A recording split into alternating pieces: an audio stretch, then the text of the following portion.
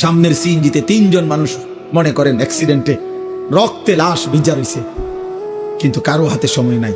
এই হরন দিতে দিতে কাবজাব করতে করতে আস্তে আস্তে সব পিছনের গাড়ি সাইডে দিয়ে দিয়া জায়গা। কারো হাতে সময়, কারো হাতে সময় নাই। ছেলের হাতে টাইম নাই, মেয়ের হাতেও টাইম নাই। সংসার বড় হইয়া গেছে, জিফুতের পরীক্ষা, বাচ্চা কাচ্চার এই হইছে সেই হইছে। আব্বা বুঝেন তো, আমি শহরে চাকরি লইছি, ওনার আগের মতো আব্বা নিজে হোটেলে কয় বেলা খামো, আপনাকে বউরে যদি না নেই আমার সংসার আমি কেমনে চলতাম? বাবা মুসাফিরের মতো, মা মুসাফিরের মতো, কনকনে শীতের রাতে বৃদ্ধ নারী, বৃদ্ধ মা, এক গ্লাস গরম পানি কেউ এনে দিবে এমন লোক নেই। হ্যাঁ, স্বার্থপর দুনিয়া।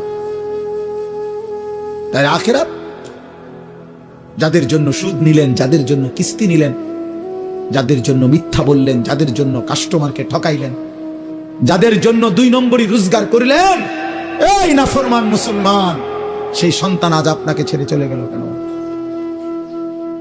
যে এখন দুনিয়াতেই চলে গেছে, আখিরাতে সে আপনার কি উপকার করবে? হ্যাঁ, কেমনে বোকামি করলেন? কেন বোকামি করলেন? অথচ আপনার মৃত্যুর পরেও ছেলে পেলে ঠিকই দুনিয়া চালাইতে পারত। আমনে বিল্ডিং করে না দিল, এতিম বাচ্চারও বিল্ডিং হয়। এমন অসংখ্য এতিম সন্তান যে তার বাবাকে জন্মের সময়ও দেখে নাই, পরবর্তীতে তার বাড়িও হয়েছে, গাড়িও হয়েছে, বিল্ডিংও হয়েছে, বিয়েও করছে, বাচ্চা কাচ্চাও হয়েছে। কোনো কিছু আপনার জন্য আটকায় নাই। দুনিয়া আটকায় না, দুনিয়া সবাই পারে মিয়া। ফালতু এই দুনিয়া, তুচ্ছ এই দুনিয়া, খোদার কসম এটা কিচ্ছু কঠিন না। একটা পিঁপড়া পর্যন্ত তার দুনিয়া চালাইতে পারে, একটা কুত্তা তার দুনিয়া চালাইতে পারে, একটা শূকর তার দুনিয়া চালাই নিতে পারে। আপনার ছেলে পারবে না কেন? কেন পারবে না বেটা? আমি থাকতে জিফুতেরে যদি গদ্দু আর জমি জমা লাইন করে না দিতারি, আমার মরের পরে তারা কি করবো? তারা সিরা খাইব আমনের মরার পরে। আমনে থাকতে শুধু ভাত খাইছে, আমনে মরলে আর আমনের সংসারে কেউ ভাত রাইতো না। আমনে মরার পরে আর বিল্ডিং হবে না, আমনের মরার পরে ব্রিকফিল্ড সব বন্ধ হয়ে যাব, আমনে মরার পরে রাজমিস্ত্রিরা সব বাইর যাবো। ধোকা ধোকা ধোকা ধোকা। এজন্য বাবাদেরকে বললাম, বাবা আখিরাত মিলান, আখিরাত। দুনিয়া মিলাইয়েন না, দুনিয়ার হিসাব দিয়া তৃপ্ত হইয়েন না, দুনিয়া মিলাবেন না। কিশোর যুবক ছেলে তোমরাও আব্বা মনে রাখো, পৃথিবী আখিরাত তো নাই, দুনিয়াও খোদার কসম কোন পাপী, কোন নাফরমান, কোন বেনামাজি, সিজদাবিহীন চরিত্র নারী, অস্থির ছবি, উলঙ্গ দৃশ্য দেখে দেখে যাদের মৃত্যু হবে, খোদার কসম তোর নাম পৃথিবীর কোন জানোয়ারও নিবে না, কোন জানোয়ারও নিবে না। দুনিয়া ভোগ করতে পারবা, দুনিয়া তো একটা দস্তরখান আল্লাহ বিছাইছে, একই মাটির উপরে। আল্লাহ বলে দুনিয়া এটা আমার কাছে এত তুচ্ছ, একই মাটির উপরে ইমানদারও খায়, একই মাটির উপরে কাফেরও খায়, একই মাটির উপরে জানোয়ারও খায়। এই দুনিয়া থেকেই তো খায়। 14 জানোয়ার তো এই দুনিয়া থেকেই খায়। তো এটা আশ্চর্য কিতাবিয়া, এটা অবাক করা কি? আখিরাত আসল। ওয়ালা দারুল আখিরাতু খায়রুল লিল্লাযিনা ইয়াত্তাকুন। আল্লাহ তাআলা বলেন, বান্দা যারা আল্লাহকে ভয় করে তাদের জন্য আখিরাত উত্তম। হুজুর বলছেন আপনাদের সামনে, হুদাল লিল মুত্তাকিন। আল্লাহ বলছে আমার কোরআন থেকে তারাই গ্রহণ করবে কলিজায় যাদের আল্লাহর ভয় আছে, বাকিরা দুনিয়া ভোগ করবে। দুনিয়া আমি দেব বান্দা। আল্লাহ বলছে একটা সেজদা না, 60 বছরে যদি নাফরমান কোনদিন আমি আল্লাহর একবার আল্লাহ এটাও বলো নাই, তোকেও দুনিয়া দেব। দেয় না? দেয় কিনা বলেন না কেন? ওই দেখেন, ওই বেয়াদব মোবাইল দিয়ে করে, ওই বেয়াদব রে দেখেন, এই যে এই বেয়াদব দেখছেন, এই যে ওই যখন মাথা নোয়াই দিচ্ছে, বাবা এখন মাথা নোয়াও কেন? কানটা ধরে উঠাই দাও এরে, অপদার্থ গাদ্দার। বুঝে বুঝে, আপনি কি বুঝে না? সব বুঝে, গাদ্দার। সে মনে করে এগুলো কিছুই না, ভাই আমার দরকার আমার শাহওয়াত, আমার মনে যা চায় আমি তাই করবো। হুজুর কি তা? আরে চলো বেটা, কোনো অসুবিধা নাই, কারো জন্য কেউ আটকায় না। আমার ঘরে আমি থাকি, তোমার ঘরে তুমি থাকো, আমার কবর আলাদা, তোমার কবর আলাদা। আমার যেদিন মৃত্যু হবে তোমার নাও হইতে পারে, তোমার যেদিন মৃত্যু হবে সেদিন আমার মৃত্যু নাও হইতে পারে। না, আলাদা আলাদা, আলাদা আলাদা। এজন্য আমি এটাই বলছি, আখেরাত চাই, আখেরাত। আমরা মুসলমান, আমরা ইমানদার, আমাদের আল্লাহ আছেন, আমাদের নবী আছেন, আমাদের কোরআন আছে, আমাদের ধর্ম আছে। আমরা পাগল না, আমরা ছাগল না, আমরা দুনিয়াদার না, আমরা লোভী না, আমরা মুশরিক না, আমরা বেঈমান না। আল্লাহ কোরআনে বারবার বলছেন ওয়াকালু মা হিয়া ইল্লা হায়াতুনাদ দুনিয়া। আল্লাহ কোরআনে অনেকবার বলছে যে কাফের, মুশরিক, বেঈমানের কাছে এক কথা, জীবন শুধুই কেবল দুনিয়া, দুনিয়া। ওয়াকালু আইদা যালালনা ফিল আরদি আইন্না লাফি খালকিন জাদীদ। আল্লাহ কোরআনে বলে কাফের বেঈমানরা নবীকে বলতো, মুহাম্মদ, আমরা মরে গিয়ে মাটির সাথে সমান হয়ে যাব, আবার নতুন করে আমাদেরকে কবর থেকে আবার উঠাবে। কবর পাইবো কই, মাটি পাইবো কই, আড্ডি পাইবো কই? এটা হবে না, এটা আমরা বুঝে ধরে না, এটা বুঝে ধরে না, না, এটা বুঝে ধরে না, বিশ্বাস করে না, আসলে বুঝেই ধরে না। এটা বিশ্বাস করে না হইলে এক কথা, যে বুঝি আমি, তবে আমি বিশ্বাস করি, হে বুঝেই না, হে মনে করি এটা অযৌক্তিক কথা, অবাস্তব কথা। কোরআন শরীফে আছে ফাকালাল কাফিরুনা হাদা শাইউন আজীব। মক্কার কাফেররা বলতো, মুহাম্মদ, আখিরাতের বিষয় নিয়ে তুমি যেগুলো বলতেছো এই কথাগুলোই আশ্চর্য, এগুলো আশ্চর্য কথা, এটা কি কও তুমি? এগুলো কি? কিসের হাসর, কিসের মিজান, কিসের ফুলসেরা? এটি কি কও তুমি? কি কও? আবল তাবল, নাউজুবিল্লাহ। হ্যাঁ, হুজুর বলছেন এখন মুত্তাকির, আল্লাহ ভীরু, জান্নাতি বান্দার প্রথম সিফাত আল্লাযীনা ইউমিনুনা বিল গায়ব। আল্লাহ বলছে কবর না দেখে, আখিরাত না দেখে, আল্লাহকে না দেখে, জান্নাত জাহান্নাম না দেখে কলিজা দিয়ে যে বিশ্বাস করে, আল্লাহ বলেন কোরআন তাকে পথ দেখায়, কোরআন তাকে জান্নাতের রাস্তায় নিয়ে যায়। আমি এজন্য অনুরোধ করলাম, আমার কথা অল্পই, আমি শুধু মনে করাই দিলাম আখিরাত। দুনিয়া বুঝানোর মতো লোকের অভাব নাই বাবা। এখান থেকে আপনি শুধু বলেন, এইখানে এখন দাঁড়াইয়া শুধু বলবেন যে আমি দেবিদ্বার যাবো শহরে, দেবিদ্বারে কেমনে যাবো, দেখবেন আপনাকে বুদ্ধি দিবার জন্য 1000 লোক পাইবেন। আপনি শুধু জিজ্ঞাসা করবেন আমি ঢাকায় কোন গেলে ভালো হয়, আপনি দেখবেন বুদ্ধি দেওয়ার মতো শত শত লোক পাইবেন। দুনিয়া বুঝাইবার মতো লোকের অভাব নাই, আখিরাত মনে করাইবার মতো লোকের বড় অভাব। আজ যুবক, তোমাদেরকে দুনিয়া, এই মোবাইলওয়ালারা প্রত্যেকেই হাজার হাজার ছবি, নারী, কথাবার্তা, কতভাবে তোমাদেরকে দুনিয়ার স্বপ্ন দেখাইতেছে, রঙিন পৃথিবী চিনাইতেছে, যার ফলে চুল বদলায় ফেলছো, চেহারা বদলায় ফেলছো, আল্লাহর পরিচয় বদলায় ফেলছো, নবীর পরিচয় বদলায় ফেলছো, বাবা মা বংশের রক্তের পরিচয় চেঞ্জ করে ফেলছো। তোমরা একটা ছেলে বলো বাবা, যাদের চুল মুশরিক বেঈমানের মতো, এই ডান দিকে বাম দিকে সামনে বড়, তোমার বাবা কি মুসলমান? মুসলমান হলে তোমার চুল এমন কেন? 365 দিনে, খোদার এক বছরে 2025 সাল, একটি বছর যাদের জীবন থেকে গেল, অথচ একদিনও ফজরের নামাজ পড়লা না, তুমি মুসলমানের বাচ্চা? মুসলমানের বাচ্চা এত বড় নিকৃষ্ট হয়, একদিনও নামাজ পড়বে না? আহা, আফসোস, এত বড় পাষাণ, এত বড় নির্মম, এত বড় বেয়াদব। আহা, মুসলমানের ঘরে ঘুমায় কেন? মা কোথায়, বাবা কোথায়, দাদা কই, দাদি কই, নানা কই, নানি কই, চাচা কই, মামা কই, ফুফা কই? কেউ একটা বার জিজ্ঞাসা করে না, কিরে এই বাচ্চাটা দিয়ে একদিনও ফজরের নামাজ পড়ে না? 16 বছর, হ্যাঁ, ডরে মাতে না, কাপুরুষ। 14 বছরের ফুতের লগে হেবড়া পারে না, কাপুরুষ মিয়া, ডরে মাতে না। না, আসল কথা হইল, উনার হিসাব হইল ডরে মাতে না কি, উনি তারে বলে 18 বছর বয়সের যে কিতা করবি, পরিষ্কার করলে পড়বি, নাকি দোয়ানদারি করবি, নাকি বিদেশ যাইবি, বুঝছি তোমার এদিকে হইতো না, আমার টেয়ার দরকার। আপনি এটা মিলাইতেন, কেমনে মিলাইছেন তার লগে? তেজন কইছে বিদেশ যাইবো, আপনি 12 লাখ টাকা কেমনি মিলাইছেন? আপনি একটাবার জিজ্ঞাসা করলেন না যে আমি তোর জন্য টাকা দেবো কেন, তুই তো আমার আল্লাহকে সেজদা দাও না? কই আপনি দি এটা কইলেন না? আপনি 12 লক্ষ টাকা করতে কানছেন, 6 লাখ টাকা সুদ নিলেন কেন, কিস্তি নিলেন কেন? এই বাবারা বলেন মিয়া,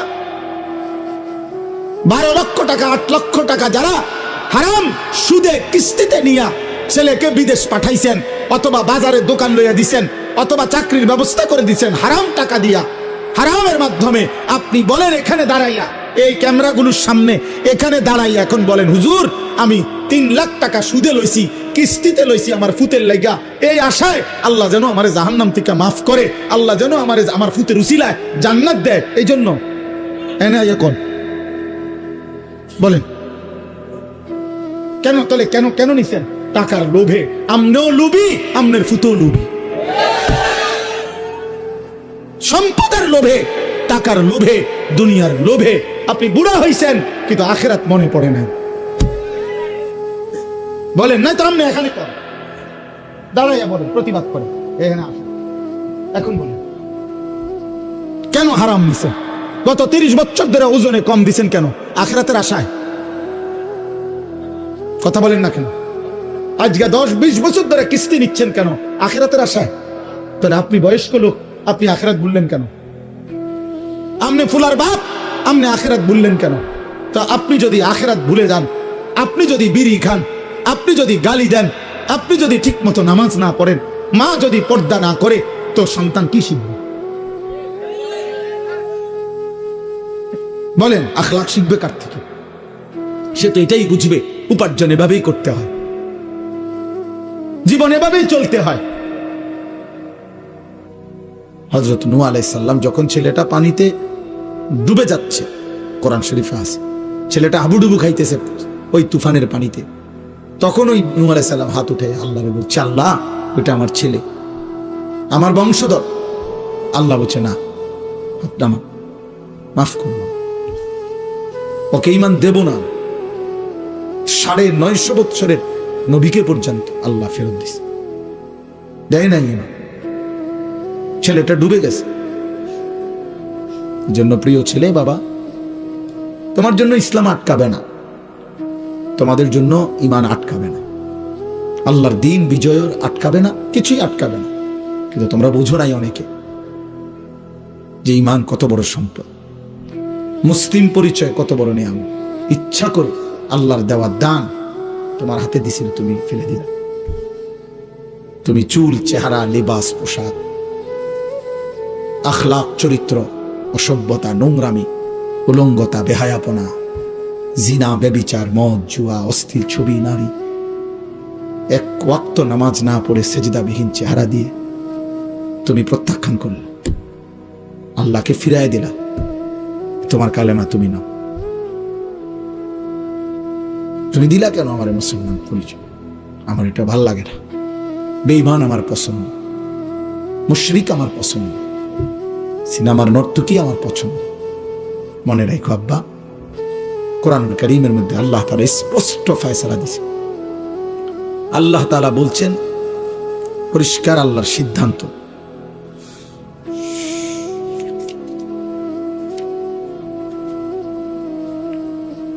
এই যে আল্লাহ তাআলা বলেন কুতিবা আলাইহি, সূরা হজ্জের মধ্যে আছে। আল্লাহ বলেন এটা আমি আল্লাহ তাআলার ফয়সালা, সিদ্ধান্ত করে দিলাম, লিখে দিলাম। কুতিবা, আমি আল্লাহ লিখে দিলাম, আন্নাহু মান তাওয়াল্লাহু, যে শয়তানের পথ অনুসরণ করবে, বন্ধু বানাবে শয়তানের পথকে, ফাআন্নাহু ইউদিল্লুহু, নিশ্চিত আমি আল্লাহ লিখে দিলাম সে তোমাকে গোমরাহ পথভ্রষ্ট করবে।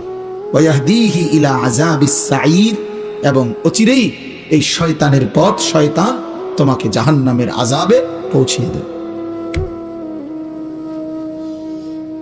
অতএব ছেলেরা, বাবা, ইদানিংকালে তোমরা অল্প বয়সে নিজেকে অনেক চালাক মনে করো। 16, 17 বছর, 18 বছর বয়সে অনেক বুদ্ধিমান হয়ে গেছো তোমরা। এত কম বয়সে নারী ছবি, অশ্লীল দৃশ্য, উলঙ্গ ছবি, জিনা, ব্যভিচার, অনলাইনে জুয়া, মদের নেশা, জুয়ার নেশা, এবং বন্ধুদের অসৎ চরিত্রহীন আড্ডা, এর মধ্যে থেকে একটা মূল কারণ হলো তোমাদের দিলের মধ্যে আছে যে আমাদের জন্য কেউ নাই, কেউ বাধা দিবে এমন হিম্মত আমাদের সমাজে আমাদের কারো নাই।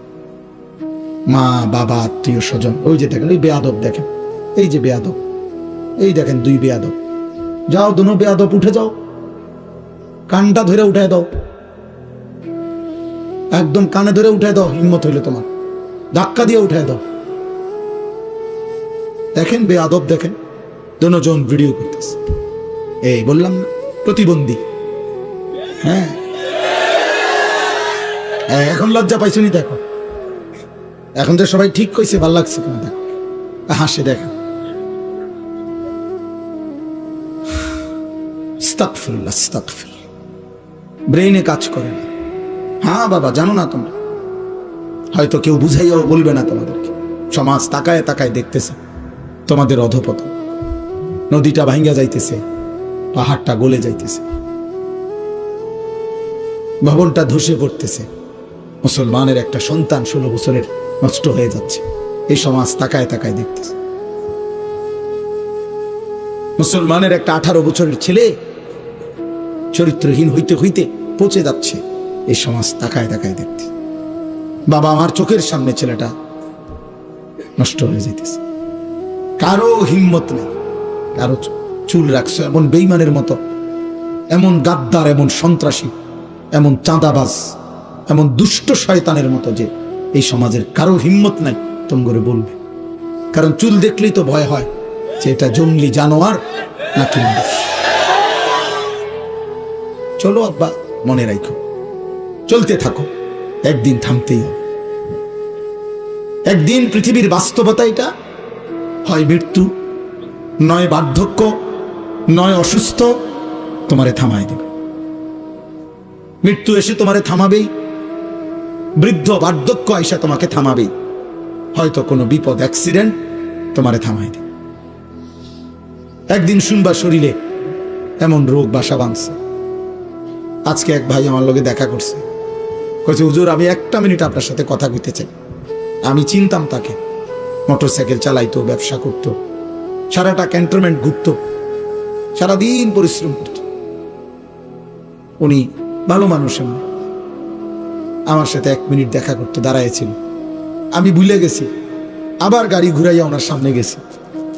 বললাম কি ভাই? কয় চেহারাটার দিকে তাকাইয়া বলল যে হুজুর আমি মনে হয় আর বেশি দিন বাঁচবো না, আমার এমন মারাত্মক রোগ হয়েছে যে আর বেশি। উনি একটা কাগজ দিছে, আমার ছেলে মেয়েগুলোর নাম আপনার কাছে দিলাম, আপনি একটু দোয়া করেন।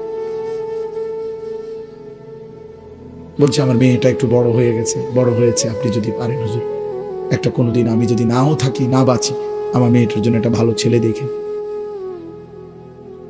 আমি তাকাই এলাম।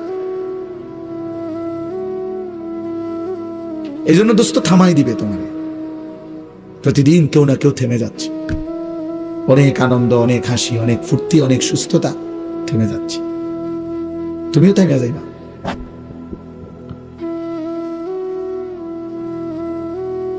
তোমাদের চেহারা দেখেই বোঝা যায় বেনামাজ,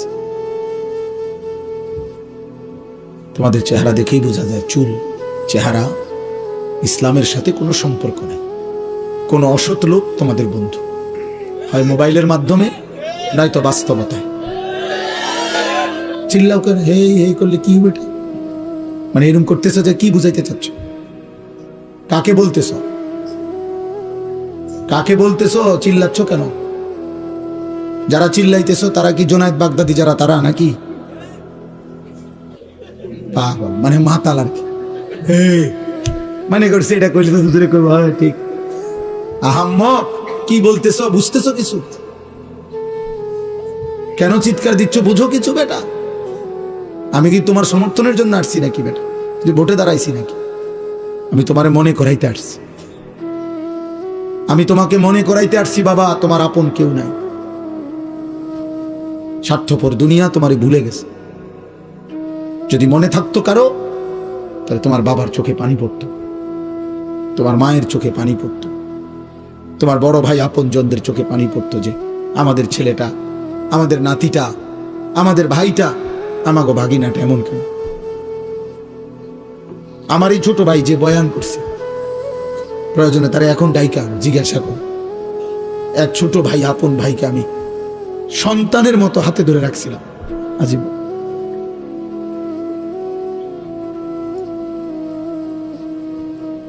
হ্যাঁ, জীবন চলার পথে নজর রাখছে আমার বড় ভাই আলহাজ হযরত মাওলানা মাহবুবুর রহমান আশরাফি, এই যে চান্দিনা আলামিন কামিল মাদ্রাসার এখন ভারপ্রাপ্ত প্রিন্সিপাল, তো আমার আপন বড় ভাই। উনি আমারে কুলে কইরা মাদ্রাসায় যখন আমারে দিয়ে আসতো আগে ছোটবেলায়, তখন আমারে কোনোদিন উনি সিটে বইতে দেয় নাই। সিট না নিয়া, মানে সিটে নিতে পারতো, ভাই আমার আদর করে কোলে করে আমার মাদ্রাসায় দিয়ে আসছে। এত আদর করছে, এত নজর রাখছে। যেদিন আমার চাকরির ইন্টারভিউ, মানে আমি পড়ালেখা শেষ করে ফেলছি বেটা, কসম খোদার, চাকরির ইন্টারভিউ দেবো যেদিন, টাইটেল পাস করে ফেলছি কামেল মাস্টার্স, চাকরি দিতে যাও, ইন্টারভিউ দিতে যাবো আজকে, ওই দিনও উনি শুধু এই মাথার চুলটা মনে 2বার বা 3বার কাটাইছে, যে সমান করাইছে, চুল সমান হয়েছে না। আল্লাহ ভুলে গেল কেন? মাথা নোয়াইলে কি হবে বাবা? আমি তো কিছুই বলতেছি না, আমি তো আমার পথে চলে যাব এখন। কে কার জন্য আটকায়? আমার জন্য আপনারা আটকাইবেন না, আপনাদের জন্য আমরা আটকাবো না। সবাই সবার মতোই দুনিয়া। হাসলেও রাত ভোর হয়, কাঁদলেও রাত ভোর হয়, বাসর রাতও ভোর হয়, ফাঁসির রাতও ভোর হয়, তাহাজ্জুদের যে সেজদা করে তার জন্য ভোর হয়, মদের আড্ডা, জুয়ার আড্ডা, নারীর আড্ডায় যে পড়ে থাকে সারা রাত, তার রাতও ভোর হয়। দুনিয়া তো থেমে যাবে না, সূর্য উঠবে, চাঁদ উঠবে, রাত আসবে, দিন আসবে, আলো আসবে, অন্ধকার আসবে। 25 সাল 26 সাল হয়েছে, 26 আবার 27 হবে, জানুয়ারি ফেব্রুয়ারি হবে, শনিবার রবিবার হবে, সকাল দুপুর হবে। এভাবে একদিন আমারে কবরে নিয়ে যাবে, তোমারে কবরে নিয়ে যাবে। স্বার্থপর এই দুনিয়া না তোমার দাদারে থাকতে দিছে, না বাবারে, না তোমারে দিবে। ফেরাউন রে দেয় নাই, নমরুদ রে থাকতে দেয় না, আবার ইমানদারকেও তো থাকতে দেয় না। দুনিয়াতে আব্দুল কাদের জিলানিও থাকে নাই, ফেরাউনও থাকে না, কেউ তো থাকে নাই রে বাপ। এত সহজে আল্লাহ তাআলা আমাদেরকে ইসলামের পরিচয় দেওয়ার পরও আমরা যদি ভুলে যাই, এর চাইতে বড় দুঃখ, খোদার কসম, কিয়ামতের দিন এর চাইতে বড় আফসোস আর থাকবে না। এজন্য আপনারা সবাই জানেন, অনেকেই শুনছেন, নামধারী মুসলমান যে শুধু মুখে বলে, কর্মে নয়, বিশ্বাসে নয়, তাকে মুনাফিক বলে। আর মুনাফিক এত নিকৃষ্ট, এই নামধারী মুখোশধারী মুসলমান এত নিকৃষ্ট যে কাফের যারা, কাট্টা বেঈমান কাফের, আরা পর্যন্ত জাহান্নামে মুনাফিকের সাথে থাকবে না। মুনাফিককে এই জন্য সকলের নিচে জাহান্নামে ফেলে দাও। আবু জাহেল বলবে, আল্লাহ আমি মুনাফিকের লগে আমারে যেন আযাব না দেয়, ওরে আরো নামা। পরে দেখলে আমার ঘৃণা হয়, কারণ আমি তো প্রকাশ্যেই বলছি আমি মুহাম্মদকে মানি না। কথা বলেন না?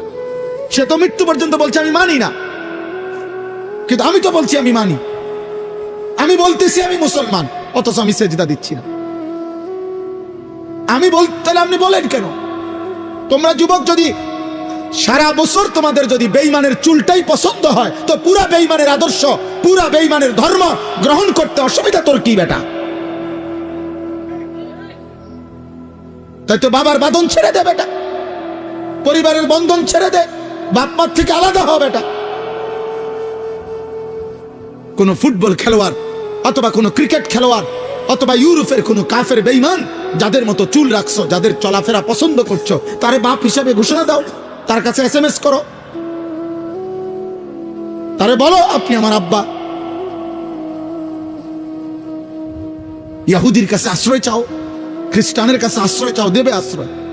তুমি শুধু বলে দেখো, তোমাকে রাজকীয় মর্যাদা দিয়ে বেঈমান রাখবে। তুমি শুধু বলো যে আমি ধর্ম ত্যাগ করব, যাও তুমি দেখবা। বলো তোমাদের চেহারা তোমরা এমন কালো বানায় ফেলছো কেন? তোমাদের চেহারার মধ্যে দয়া মায়া নাই কেন আব্বা? তোমরা এমন মালিক ভুলে গেলা কেন? এমন রব ভুলে গেলা কেন? দুনিয়া নিয়ে খুশি হয়ে গেলেন? বাবারা আপনারাও, ছেলেরা তোমরাও, মারা আপনারাও, সবাই মিলে দুনিয়া নিয়ে খুশি হয়ে গেলেন। আখেরাত লাগবে না? তো আখেরাত যদি লাগে তো এমনি এমনি আখেরাত। 365 দিনে, এক বছরে কোনোদিন ফজরের নামাজ পড়লেন না, আখেরাত মিলে যাবে? জান্নাত মিলে যাবে এমনি?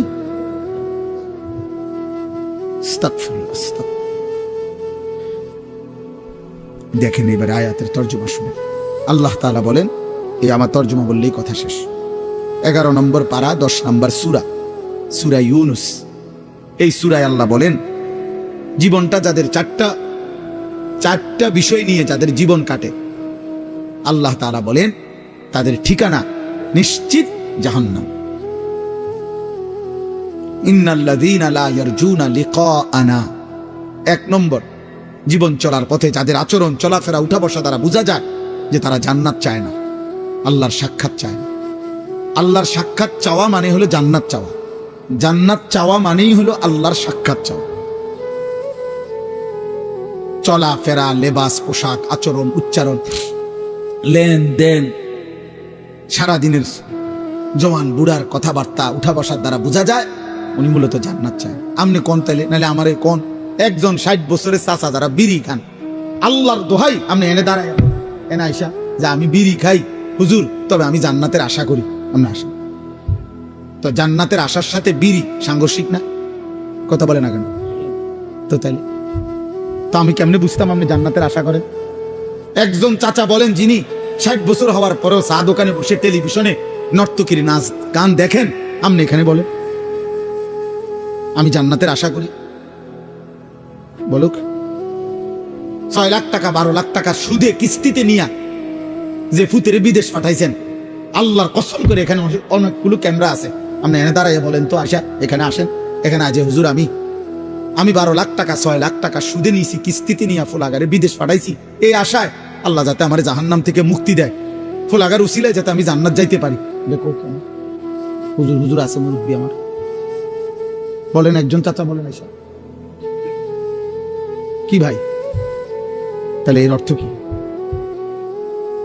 তো আখিরাত কোথায়? আপনার জান্নাতের আশা কোথায়? আপনার আচরণ দ্বারা আপনি বুঝান, আপনার উঠা বসা দ্বারা আপনি বুঝান। ইনসাফ করেন, ইনসাফ করেন। কোরআনুল কারীমের মধ্যে আছে আল্লাহ তাআলা বলছেন, ওয়ালা সাউফা ইউতিকা রাব্বুকা ফাতারদা। আল্লাহ বলছে বন্ধু আপনার সুপারিশ আমি নেব, এবং আপনার সুপারিশে আমি এত বেশি পরিমাণ লোককে জান্নাত দেব, আপনি খুশি হবেন। কিন্তু এই কথা আল্লাহ বলে নাই যে একটা লোককে জাহান্নাম দেব না, এটা বলে নাই, আপনারে খুশি করে দেব। এখন আমার প্রশ্ন হইল, শুধু আমি প্রায় বলি যে মনে করেন 100 কোটি মানুষ নবীর উম্মত ধরে নেন, তো আল্লাহ বললেন আমারে জানিস তোমার নবীর সুপারিশে সকলকে আমি আল্লাহ জান্নাত দিলাম, শুধু তুমি আনিসকে জাহান্নাম দিলাম একজন, আর বাকি সবাইরে জান্নাত দিলাম। তাহলে আমার বাপ বলেন বাকিরা সবাই জান্নাতি হলে আমি আনিস যদি জাহান্নামী হই তো আমার কি লাভ? তো নবীকে তো আল্লাহ খুশি করবেন বুঝলাম, কিন্তু আমারে যদি জাহান্নাম দেয়, বুঝেন না এমন কথাটা? আল্লাহ তো সুপারিশ গ্রহণ করবেন, আমিও বলি, কিন্তু সুপারিশ মানে ফয়সালা, সুপারিশ মানে ফয়সালা। কথা বলেন আপনারা বুঝেন না আমার কথাটা? কোনো ব্যাপারে কেউ সুপারিশ করা মানে ফয়সালা দেয়, তাহলে বোঝা গেল সুপারিশের পরে ফয়সালা আর একটা ভিন্ন কিছু আছে কিনা, সেটা কার কাছে? সুপারিশ করবে কে? নবীজি। সুপারিশ করবে কে?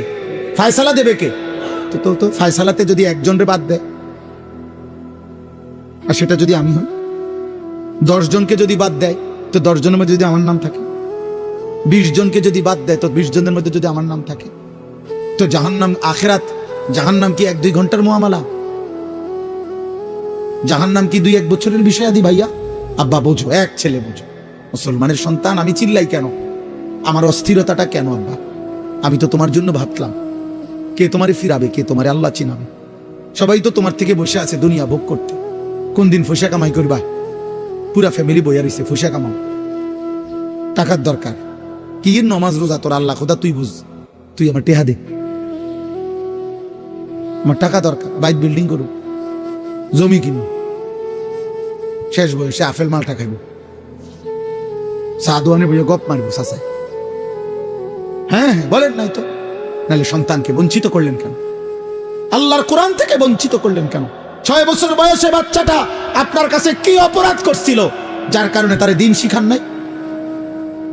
7 বছর বয়সে বাচ্চাটা আপনাকে কি অন্যায় করেছিল, আপনি তাকে কেন দিন শিখান নাই? বলেন আমনের এই ফায়সালা দেওয়ার যে আমার 3 ফুট 1 ফুটরে মাদ্রাসা দিছি আর দুগারে স্কুলে পড়াইছি ছোটবেলায়, হ্যাঁ এই বন্টন করার অধিকার আমাদের কে দিল?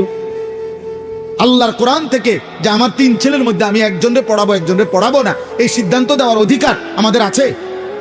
আল্লাহ নবী সাল্লাল্লাহু আলাইহি সাল্লাম বলেন আলা কুল্লি মুসলিম তালাবুল ইলমি ফারিদাতুন আলা কুল্লি মুসলিম। আলা কুল্লি মুসলিম মানে কি? 3 জনে একজন, 4 জনে একজন, তো কেটা তাইলে বলেন, আপনাকে তো নিষেধ করে নাই বাংলা পড়াইতে, আপনাকে তো বলে নাই জেনারেল পড়া নিষেধ, বাংলা, অঙ্ক, ইংরেজি, পদার্থ, জীববিজ্ঞান এগুলো হারাম। হুজুররা বলছে এগুলো হারাম। তাহলে